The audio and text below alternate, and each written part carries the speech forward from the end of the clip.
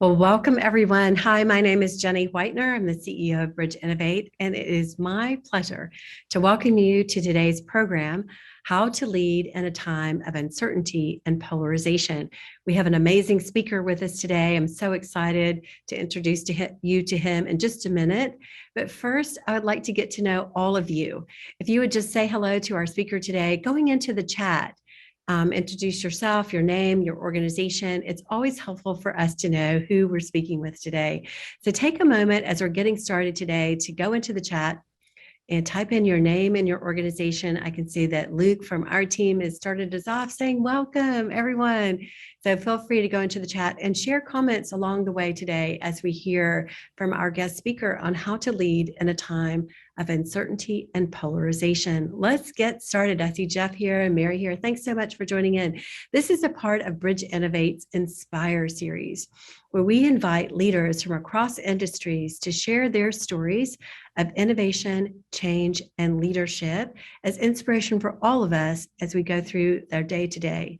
So thanks so much for joining us today, and we're excited about the program. Let's get going. Today, Lamart Clay is joining us. He is a leadership coach and owner of Covising. Lamart brings over 25 years of experience in his role as a leadership consultant and innovation and foresight sprint facilitator with Bridge Innovate and owner of his own business, Covising. It's exciting to have met Lamart. I think he and I have known each other for about a year now. He brings an extraordinary background, having been in leadership positions with big mega corporations like Grainger, American Express, and US Cellular, and now having his own business, coaching executives and leaders, helping them grow their businesses through profitability, through culture, employee recruitment, retention, employee relations, and overall growth strategies. So he also brings a depth of experience and certification with servant leadership, situational leadership, management development, crucial conversations, and overall extensive skills and coaching efforts with leaders. So it is a real treat to have Lamart Clay with us today. Welcome, Lamart. Say hello to the group. Hey, group. Hey, Jenny. Thank you for having me. I really enjoy working with Bridge Innovations, and I'm glad you offered to have me on this series. Well, we are thrilled that you're here. I know you're chiming in from Houston today, so thanks for joining us a bit earlier there for you than we're here in Chattanooga. Let's jump into the program today. I thought it'd be good for us to just start with talking about leadership styles. And from your perspective, how have leadership styles been forced to modify or change over the years? What's going on here? Oh man, everything is going on. When we think about the world as it is today, nothing is as it was 3-4 years ago. You know, you got vaccinated, unvaccinated, you got mask, you got no mask, you got blue, you got red. And it's a really intense work environment for leaders. And I think regardless to whatever kind of leadership style folks use, they have to flex them at different times because it'll call for different styles in different situations. And because we're dealing with unprecedented times, it's really tough just to nail down, okay, this style works or this style works. I think that most experienced leaders or mature leaders will really understand that they have different muscles they need to flex at different times. I think that's really important. And when you think about those different styles, maybe you could kind of unpack for the audience, because I know when coaching leaders, you probably have to get into the detail on this and help them understand their styles. Can you talk more about that, to whether it's an authoritative leader or a delegating type leader? Kind of unpack for the audience a bit about these different styles of leadership and how to be aware of them and how to flex them. Yeah, when you think about an authoritative leadership style, since you mentioned it, that might be necessary sometimes, because sometimes there may be a moment where the troops just need to fall in line.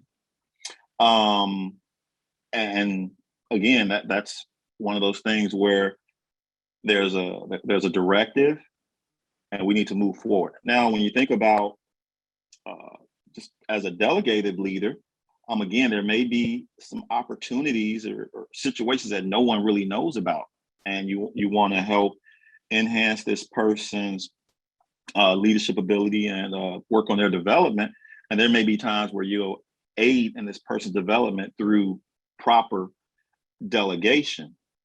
Collaborative leadership, which is I'm seeing a lot more collaborative leadership today, because you got to make sure everyone's voice is heard.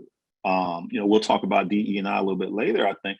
But when you think about a collaborative leader, just getting all the voices and opinions from around. And when you have such sensitive topics that are going on in the world today, work at home, work from the office, everything is highly sensitive, and there are a lot of emotions attached to it. So just being a collaborative leader in some of these situations works miracles. And my favorite, a servant leadership, typically it's not a one-off fit-all, but it's the one I like the most, because it's the one that really can tie into, I'm getting the message here. It can tie into pretty much every aspect of leading the team. You have to be able to remove barriers, remove obstacles, provide support. You have to look within yourself to make sure you got all your ducks in a row before you start leading the team. And I think the essence of servant leadership that is overlooked sometimes is the connection with the behaviors and the results, just making that full circle connection. I mean, that's good. You're talking about servant leadership here, and it's a good question coming in from Mary Axelson in our audience, where she's saying, talk more, Lamar, about the role of empathy and compassion in leadership. And it fits right in there with situational leadership. Can you talk a little bit more about that? Yeah.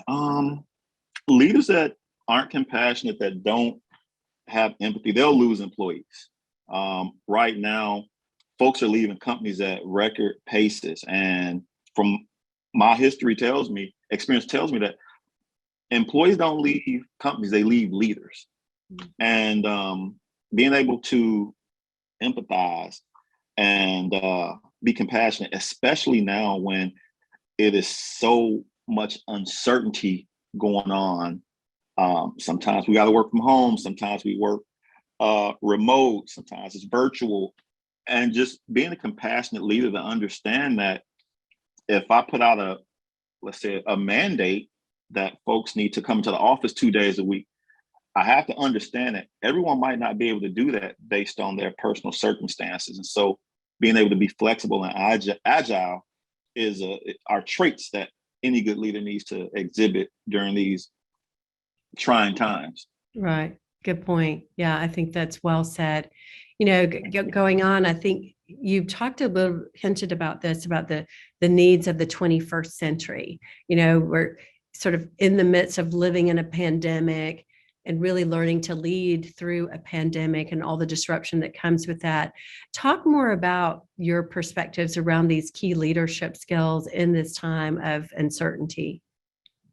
Yeah, I mean, as the baby boomers are leaving the workforce, you're getting the Gen Zers, and the millennials will probably be the majority of the workforce. And they are not your father's Oldsmobile. They definitely don't respond the way my generation responded. And again, they're the majority of the workforce now. And so just got to think about different ways to connect with these folks and with all folks. So I think just some structure. I dropped in a note about VUCA.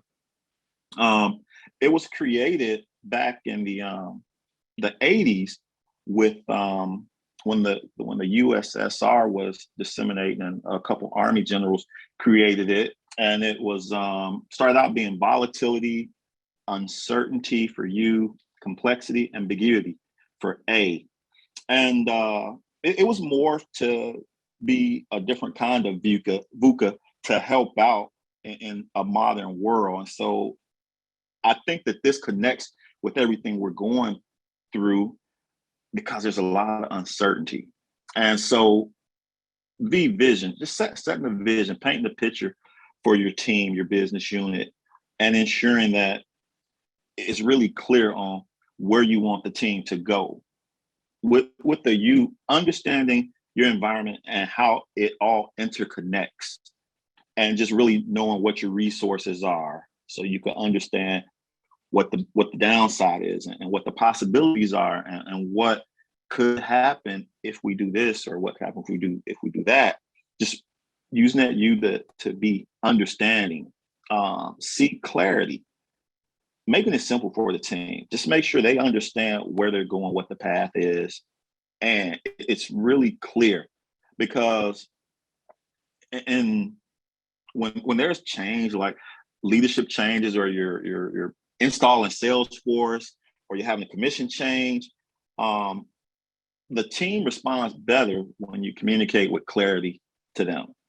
And then this one probably is the most important one right now at this time: agility. So the young lady asked a question about compassion and empathetic leaders.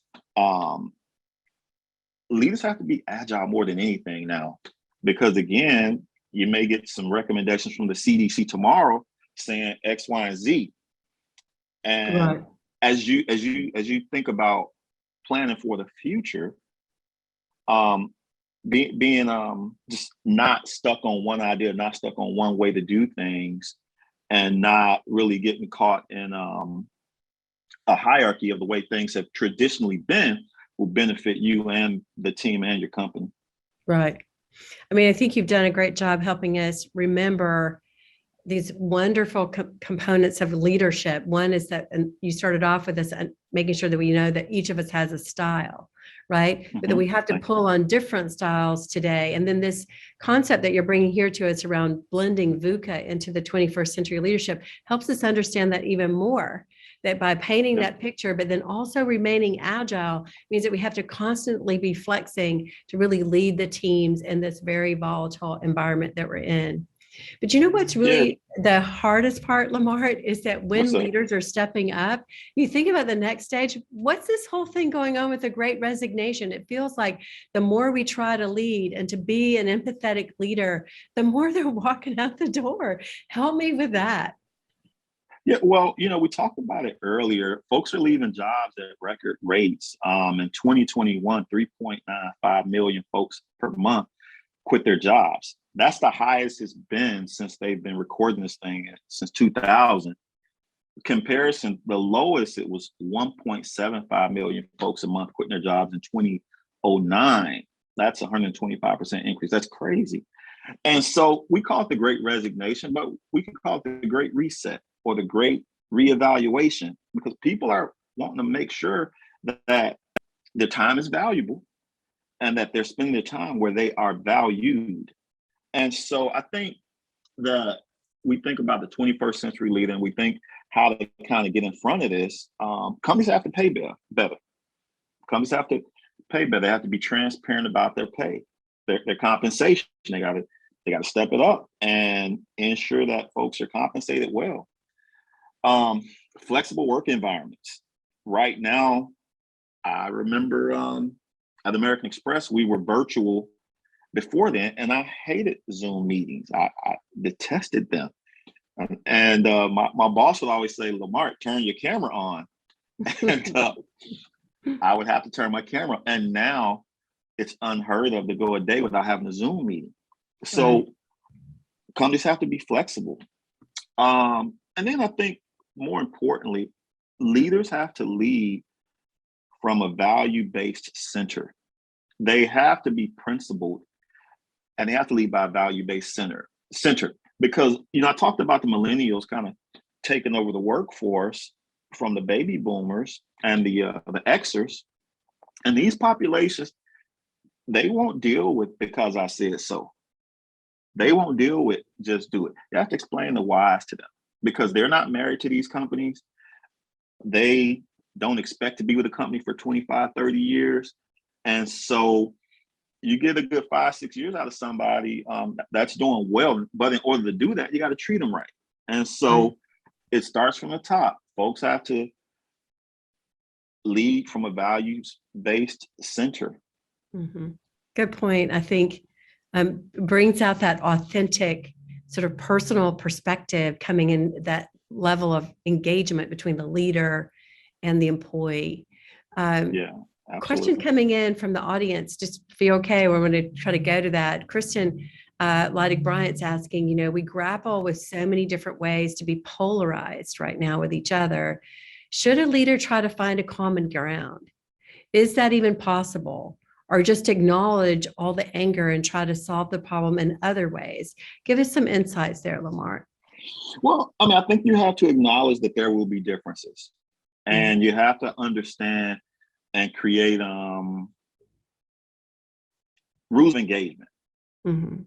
So there should be some topics that might be taboo Mm. in certain environments, and there should be definitely different places to speak about these taboo subjects, and the leader should create a forum where folks feel open to have these conversations with Mm. the understanding that it probably get tense because again, I'm in Texas and we got mask or no mask, and folks literally fight over a mask or no mask, and not their mask, somebody else wearing a mask. And these are very, very polarizing situations. So I think to answer that question, yeah, there's a forum for it, and I think leaders have to create that environment where folks feel open and safe. Mhm. Got to Right. make it safe. And I also think, I know that you've done a lot of work with the techniques of crucial conversations. I think that Yeah. there are ways or tactics for acknowledging people's perspectives and then bringing that conversation into like some, effective way to reach a common ground. And so I know that you do that a lot with your clients. A couple other Yeah. questions coming in. Looks like Shears, I hope I'm saying your name correct. Shears Mullins is coming in saying, I Sharice, believe probably. Sharice, yeah, a lot of people are leaving as well because they are turning on their entrepreneurial spirits, right? And Oh yeah. thinking about, I think people are talking Yeah. about launching your own gig, your side gig, right? That kind of Yeah. stuff that's going on. Talk a little bit about that situation that's happening today and the amount of people that are really starting their own businesses. Yeah, I notice a lot more people are doing that, and that's because they don't value what they have at the office, and they realize that time is valuable. Mhm. COVID has, I lost 4 people in the last 2 months from COVID, so I know that my family is in a position where we value our time. And so Right. again, if folks aren't feeling valued, if the culture is not one of appreciation and development and empathy, folks will leave. And Right. this is a great time. So it just creates if leaders aren't leading the right way, this is the perfect springboard for folks to jump off into things that they always wanted to do. And a lot of Right. folks are jumping off into entrepreneurial ventures. Good. Okay. Yeah. I think that people say, why not? Like life is short. Absolutely. I think when Life is short. we are have those tragedies hit so close to home. And I'm sorry to hear about that with your situation. But I Thank you. think when that happens, there is an awakening where people start to Absolutely. say, life is short. So what is this all about? And I think a What is it leader all who can about? be listening to their associates, their team, and really kind of understanding where they are and maybe be responsive to giving people those opportunities. That kind of leads us into this concept that you and I know that's so important to talk about today, and that's diversity, equity, and inclusion, and Mhm. how empathy and how DE and I come together for leaders today. Talk more, give us some advice here about how we bring this forward with leadership. Okay, but I want to dovetail off what you said Right. real quick about like leaders helping. So I think in a good environment, some turnover is good, and helping someone career path out to an entrepreneurial venture, that's just as good as helping them get a promotion. And Right. great organizations know how to do that, and great leaders know how to do that, and it's not a bad thing that you have good turnover. Right. Nurturing your people. Good point. Yeah, yeah, absolutely. So with diversity and inclusion, I think I got some stats up here. So just some of these stats just scream diversify. 48% of Generation Z are racial or ethnic minorities.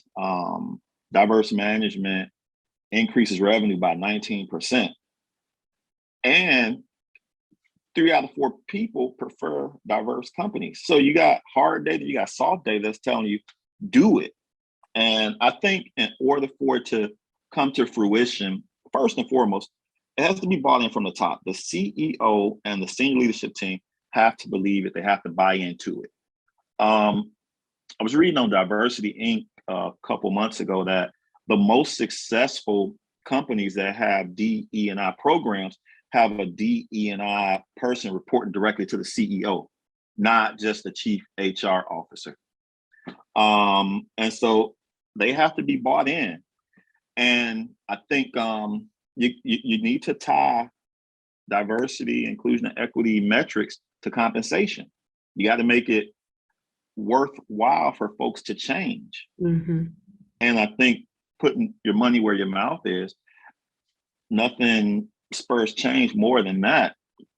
There needs to be different kind of pipelines for diverse candidates. I was dealing with one client, and he understood diversity really well. He got it, but he said, Lamar, why would I take one of my guys I've been grooming for years and put in somebody just because they're a woman or somebody of a different color? You got to explain that to me. And part of diversity is meeting people where they are. So I said, hey, Mr. Executive, maybe you don't put one of these people in a role, which would be nice, but what's the pipeline look like? How do you get people in that pipeline? And that's where the diverse population is missing it. They're not getting put in the pipeline. There isn't enough good infrastructure for diverse candidates, diverse employees to come up through the pipeline in that organization. So I think those things are things we need to do to help kind of bring awareness and make the changes. Right. And I hear so much of what you're saying, and it's powerful to have that DE&I leader in an organization reporting, as you said, to the most senior person, really making it a firm commitment to help the organization continue to grow in its diversity and all the programs that come with it. One of the comments coming in from the audience is, these stats are great, but it's just the right thing to do. And I think Absolutely. That's another powerful movement, is that, yes, we know the data is there, but it also, going back to leading, with your heart, leading with ethics and with kind of your convictions, it is the right thing to do. I think that's a really, really powerful question or point. Talk to me a little bit about the mid-market and the small businesses. They may not have the resources to bring on a DE&I expert to coach them as a small business person. Give our mid-sized companies some advice. How do they do this without having a professional right there on their right hand? I mean, there are different groups that they can join, different networking groups they can join that specialize in diversity and inclusion. They can participate in different forms at the local colleges. They're predominantly Hispanic universities or HBCUs, and go and create different partnerships to foster some of those minority and diverse candidates. They could do recruiting at different places, not just traditional places. A good place to ask is your employee base for referrals to get into the DE&I space. Mm-hmm. Kind of find out, hey, what kinds of things do you do, or what kinds of events or things like that do you go to? And then there are a lot of free resources online. I think Diversity Inc. is a great website that can help out the small to medium-sized businesses with a lot of resources on improving DE&I metrics and understanding. Mm-hmm. Mm-hmm. Great. In fact, that was one of the questions that came in about metrics. Do you have recommendations on the types of goals that organizations should put in place for DE&I training, or metrics in general for organizations who are in this space? Yeah, I think that would probably be, everybody should do 100%. 100%. Everybody should know. Everybody should be aware. And Because minorities need allyship. They need Mhm. sponsorship. They need allyship. And if, you just, I don't know, say a certain percentage of the organization doesn't have to take this training, this diversity training, it should be just like the values or, the code of conduct. It Right. should be just inherent in the organization. Mhm. And it should be talked about as part of doing business, not as oh yeah, by the way, we got this diversity thing. It should be talked Mhm. about just as a part of doing business. So when they read out the annual report, it should be a topic as opposed to, and oh yeah, by the way, it should be interweaved into the fabric of the Mhm. organization. Mhm. Right. It's part of the core, Because becomes like somebody fundamental. said, it's the right thing to do. It is the right thing to do. There's such power in it too, once you're in it. Yeah. Such power in it. I know that Luke has placed into the chat a link to diversityinc.com, one of the resources that Lamar has talked about today that he uses, and would just invite all of our guests today, if you've not visited there, to do that. Any other recommendations that you would have for Lamar? Any questions from the audience, please go ahead and come into the chat now with those questions. And Lamar, any other guiding comments that you would have for the group as we kind of wrap up our talk today on leadership and the role of leaders as it's changing in this uncertain environment? Any other suggestions that you have for the team? I mean, well, we talked about a lot, but it all comes back to just if we could scale back all of the educational stuff, we can scale back all of the technical stuff. It comes down to treating people right as a leader. You just got to treat people better than you'd like to be treated as a leader. And I think, especially in this day and age, people want to be heard. You want to be heard. You want your view. You want to make sure that you are listened to and that your point of view is understood. Mm-hmm. And you want to be paid fairly. Mm-hmm. You want to make sure that you got the flexibility to take care of your family and work. It's not either or. So I think, just like I said, stripping back everything, just treating people better than you like to be treated is like the essence of what today's leader needs to be successful. Mm-hmm. Wonderful golden rule. Great Thank you. insights today from Lamar. Thank you so much for joining us. It's been amazing having you on. I hope we'll see you again really soon with some more wisdom on this space, on leadership and diversity, equity, and inclusion, and all the power that brings to organizations today. Thank you so much for being here. Yeah, in the chat, we've put in Lamar's LinkedIn connection. So if you'd like to connect with him and continue the conversation, please do that. Coming up on Bridge's Inspire series, more to come.